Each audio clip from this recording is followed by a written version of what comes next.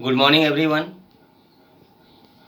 I am Subhash Chandra Gorai, Assistant Professor, JD national BEd college Ranchi.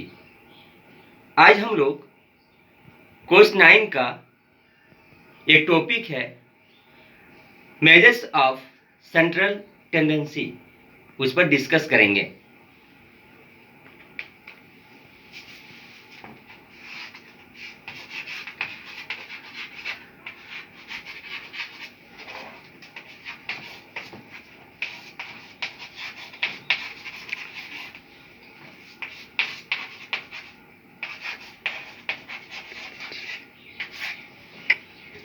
केंद्रीय प्रवृत्ति की माप। सबसे पहले हम लोग देखेंगे कि सेंट्रल टेंडेंसी है क्या। सेंट्रल टेंडेंसी किसी हैवी डेटा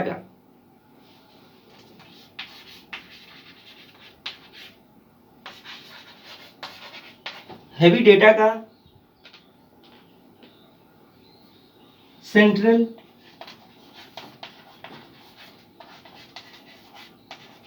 वैल्यू होता है। फॉर एग्जाम्पल, जैसे कि हमारे देश की जो आबादी है वो मान लेते हैं कि 130 करोड़ है। कितना है? 130 करोड़। तो इनका इनकम एवरेज पर मंथ कितना होगा? जो पर मंथ निकलेगा पर व्यक्ति की आय, वो हमारा सेंट्रल वैल्यू होगा। तो कैसे निकालते हैं उसको देखते हैं।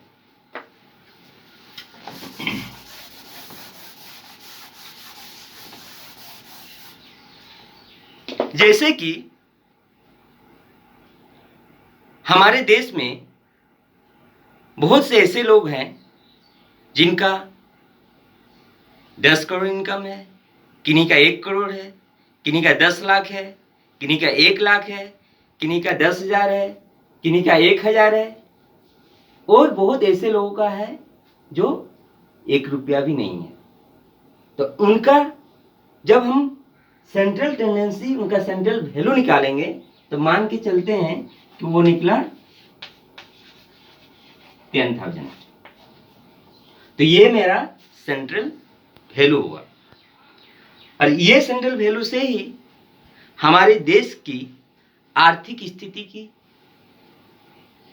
जो आर्थिक स्थिति है उसका पता चलता है कि हम विकासशील में हैं कि विकसित कंट्री में आते हैं। कहने का मतलब हुआ कि ये जो निकला,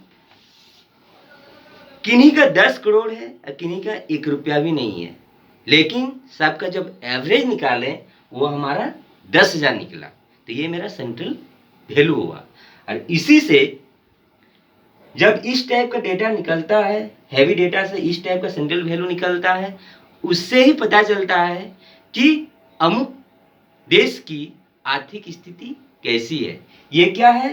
पर व्यक्ति आय।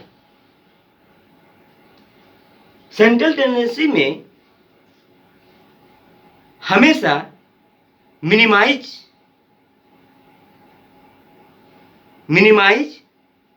आपका वैल्यू निकाला जाता है, मैक्सिमाइज नहीं। मतलब कहने का मतलब है कि सबको लेके एक कम से कम। फॉर एग्जाम्पल और एक देखते हैं कि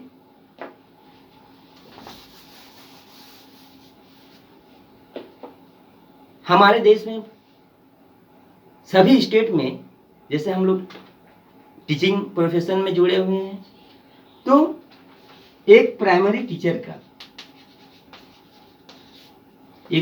टीचर है,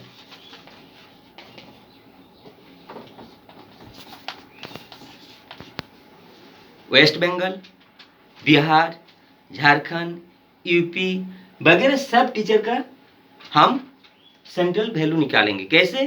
कि सभी टीचर्स का, मान लेते हैं वेस्ट बंगाल एक प्राइमरी टीचर का 25,000 पर मंथ पे करता है, बिहार 20,000 पे करता है, झारखंड 50,000 पे करता है, यूपी 60,000 पे करता है। लेकिन जब उसका सेंट्रल वैल्यू निकालेंगे तो सेंट्रल वैल्यू होगा, सबको मिला के मान लेते हैं कि 20,000। कहने का मतलब हुआ कि जब प्राइमरी टीचर की बात होगी कि हमारे देश की प्राइमरी टीचर की कितनी पर मंथ तनख्वाह है, तो वो 20,000 आंका गया। तो ये हमारा सेंट्रल वैल्यू होगा। अब हम लोग चलते हैं कि मेजर्स ऑफ सेंट्रल टेंडेंसी का प्रकार।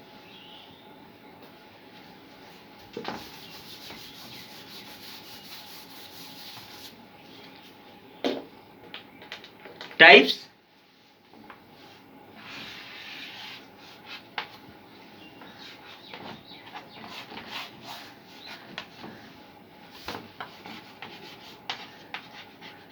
मीन,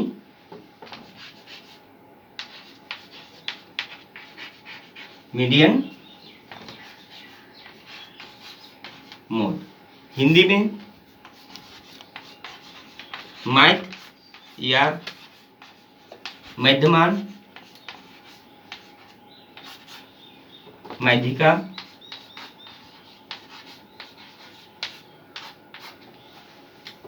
और मोड को बोलते हैं बहुलक। मीन जो अभी तक हमारे देश का पर पर्सन का जो इनकम है वो देखें, टीचर्स का देखें, वो आपका एवरेज किस में आया, मीन में। तो इसको हम लोग बोल सकते हैं मैथमेटिकल एवरेज। और मीडियन, मीडियन को हम लोग बोलेंगे पोजिशनल एवरेज। और बहुलक को बोलेंगे कॉन्सेंट्रेशनल एवरेज। मीन को क्या बोलेंगे, मैथमेटिकल एवरेज। मीडियन को क्या बोलेंगे, पोजिशनल एवरेज। और बहुलक मीन्स मोड को बोलेंगे कॉन्सेंट्रेशनल एवरेज। ये तो हम लोग जान गए। अब मीडियन, मीडियन में क्या होता है कि जो भी डेटा दिया हुआ रहेगा उसको एक सीक्वेंस में आपको रखना है, असेंडिंग ऑर्डर में रखिए या डिसेंडिंग ऑर्डर में रखिए, फिर उसके बीच का जो होगा वो हमारे मीडियन होगा। सेम उसी तरह मोड में कि सबसे अधिक बार जो अंक आपका आया है वो आपका मोड होगा। तो आज हम लोग देख लिए कि मेजर्स ऑफ सेंट्रल टेंडेंसी क्या होता है, उसका टाइप्स मीन, मीडियन, मोड होता है। मीन क्या है, मीडियन क्या है, मोड क्या है, ये सारा चीज देख लिए। अब नेक्स्ट क्लास को हम लोग देखेंगे कि मीन कैसे निकाला जाता है, मीडियन कैसे निकाला जाता है, फिर मोड कैसे निकाला जाता है, ग्रुप डेटा में कैसे निकाला जाता है, अनग्रुप्ड डेटा में कैसे निकाला जाता है, मीडियन ग्रुप्ड डेटा में कैसे निकाला जाता है, अनग्रुप्ड डेटा में कैसे निकाला जाता है, मोड आपका ग्रुप्ड डेटा में कैसे निकाला जाता है, अनग्रुप्ड डेटा में कैसे निकाला जाता है। इसको नेक्स्ट क्लास को हम लोग देखेंगे। आज के लिए यहीं तक रखते हैं। आशा करते हैं कि आप लोगों को समझ में आ गया होगा। Thank you.